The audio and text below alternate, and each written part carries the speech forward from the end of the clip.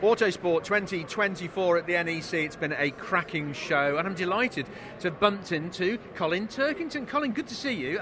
You won't mind me mentioning that you look very well in a sort of I've been on holiday somewhere warm sort of way. Yeah. Hi, Steve. Happy New Year, of course. And thanks for the compliments. I don't get that every morning. But yeah, like I said to pre-show, if generally every year, as soon as the kids get off school for Christmas, it's our opportunity to take our summer holidays. So we generally clear off to the Canary Islands for a week or 10 days. So it's important to have that nice family time. The summer for us is non-stop. With my racing, 2 boys are now racing and a bit of school thrown in there as well. So Christmas is a lovely time to go away and try and forget about it all for a while. Yeah, you have to think very carefully about presents when you do that, don't you? Because of packing them and your luggage allowance on the plane.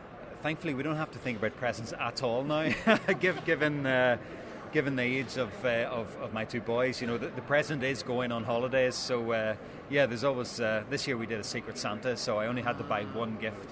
So that truly is the way forward. We'll look ahead to the new season in a moment, but I just wanted to touch on last season. A lot's been said, it's all been put to bed now, but probably a season of frustrations for you, I guess. Yeah, it was. I think it was an okay season for me, not one of my best. I think we just didn't have maybe the pace in the car that we've had in previous seasons. And to be fair, I had a really good run up until the halfway mark. I think I was lying third at that stage and had a really good consistent run and didn't feel like I'd dropped any points, but probably 2 weekends, Knockhill and Silverstone, really did the damage to my campaign. And both those weekends were weather affected, sitting on the grid on the slick tyre when it started to rain, and as you know, those are 50-50 gambles, and unfortunately probably got them wrong both times, and that sort of did the damage, as I say. But I still was an outside contender come Brands, but hopefully going into 2024 I'll be in a stronger position, have more pace in the package, and be in a better position to really challenge. There was quite a lot of dominance from the front wheel drive cars last season. I mean, is that them catching up with the sort of the marker that you've put down over the last few years? Perhaps so. There was a real purple patch when rear wheel drive car would win. Either me or Ash or. I think there was a period where the rear wheel drive was to the fore, but we've seen that turn on its head the past few seasons, and we've been struggling to keep up in all reality. But that's true of any form of motorsport. It goes in circles, and some years you have the pace, others you don't. But it's up to us now to try and catch up, and that's what I know. There's been a lot of work going in off the back of last season. A lot of frustration, as you say, just that where we're at. So nobody wants to be finishing second, third, fourth. You want to be in the top steps. So I'm confident that I'll have a package this year that will give me the opportunity to really fight at the front again. A couple of new things to consider for the new season. The new qualifying, which is going to be interesting. I've read it several times and I'm still not sure I fully understand it. And of course we've got additional boost, not in terms of deployment, but additional power from the hybrid. Those 2 things are going to shake it up, aren't they? I think it's the biggest shake-up we've had in many years. Since the introduction of hybrids. There's one thing, BTCC never stands still, and it's amazing to see that TOCA do listen to the fans and their opinions, and a lot of people have talked the past year or so about the old weight handicap system and what it did to the racing. So I think the racing will be going back that sort of way, that sort of style, because now we've got the bigger steps of deployment, bigger steps of boost, so bigger discrepancy between those at the front and those at the back. And I think the qualifying shake-up, I don't quite know that any driver knows what we're about to face yet. It's I can remember when I was a fan of touring cars back in the day, watching the single lap shootouts, and I love that, and we might be going back to something similar to that. And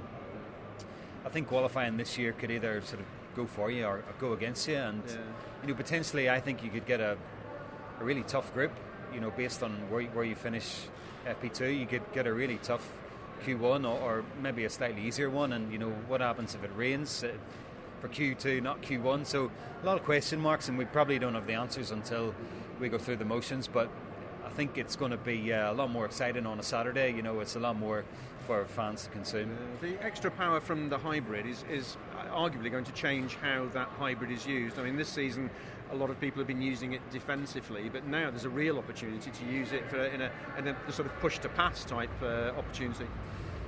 And I think that's that was the whole sort of idea behind hybrid. Was to use it to go forwards. Not to defend or go backwards. It's about trying to go forward and race to the front. So if the theory is correct, we should be able to do that. I still don't believe it's going to be like opening the DRS flap and it's an easy pass. It's to it's when you have the pass set up, it's to assist making it happen. So I had a brief look into it last year at a mid-season test at Snetterton. There was a few of us got to try the theory, and for sure you can feel big increase in deployment from what we've been using. So excited about it. If it helps the show and helps the racing and helps you go forward, because I think past season in particular, if you've had a bad race one, you have to start at the back. It's very hard to move forward through the day. Back in the days when we had ballast, once you go to zero, the car came alive. So hopefully it's the same in 2024. You can race from the back to the front. Absolutely. I'm sure over the winter period, Dick Bennett has been burning the midnight oil, looking for an extra tenth for everybody here and there. We're going to see many changes to your BMW. Well, as yet, I've nothing announced, but for sure, it's for granted that Dick is burning the midnight oil, from all year round. Really, he never stops. But I know they've been working really, really hard in the background to catch up. Dick has always had a team and a car that's challenged at the front, and I think it's probably hurt him that we weren't able to do that last year. So I know he's keen to get back on the top step.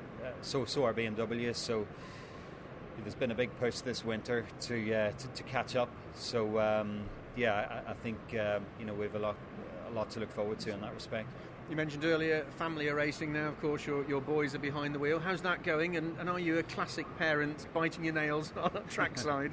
Yeah, well, we're only here this weekend really to watch the Autographs Class 7s in the live arena where I've just been and to have a look at all the Class 1s. But I'm at that stage. The next generation's coming through, and both boys, unfortunately now. It was only one to begin with, but now both are quite keen on motorsport. But we're enjoying the ride and starting grassroots, and to be honest, we're all really enjoying it. It's great weekends away in a field somewhere random in the UK, and we bring the camper and make a weekend out of it. Yeah. So it's a nice introduction to motorsport for them, and has to be fun. They're only 13 and 14, so there's no pressure on them. Just want to enjoy it. But of course, I know they've got their sights set on greater things. So, take it one step at a time.